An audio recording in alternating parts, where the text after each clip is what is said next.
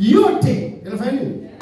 Yanawezekana kwako amini. Mpendwa, hebu anza kutafuta kuwa na imani ya kumpendeza Mungu. Afu uone unaishi kwa furaha na kwa amani. Unafika mahali huwa naendelea mahali afu siogopi. Unajua ukiwa na imani unasema kwamba sasa naogopa mwanao atanifanya nini? Amen. Atanifanya nini? Kwa hiyo watu wasiogopa nini? Atanifanya nini? Na kama ni siku ya kufa imefika tu nitakufa tu. Amen. Na nikifa nitaenda pamoja, nitaenda kukutana na Baba. Kama kufa siogopi pia. Basi nikifa sinjia na naenda kuonana na Mungu.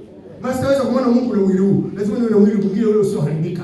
Amen. Kwa mtu mwenye imani pia haogopi. Bwana Yesu sana. Ni kuwa na uhakika wa mambo. Leo tunaishia hapo. Kuwa na uhakika wa nini? Kuanzia Jumatano tutaanza kuangalia mambo gani? Amen. Mambo gani ya kuwa nayo uhakika? Mambo mojawapo sasa kaeni ndani yangu na maneno yangu kaeni ndani yenu. Ombeni lolote. Mtafanya nini?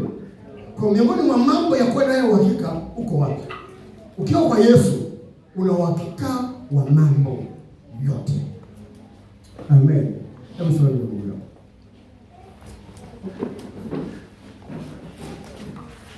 Hapo ni introduction kidogo. Bado tutaanza kutembea. Bwana sana. Uwe na uhakika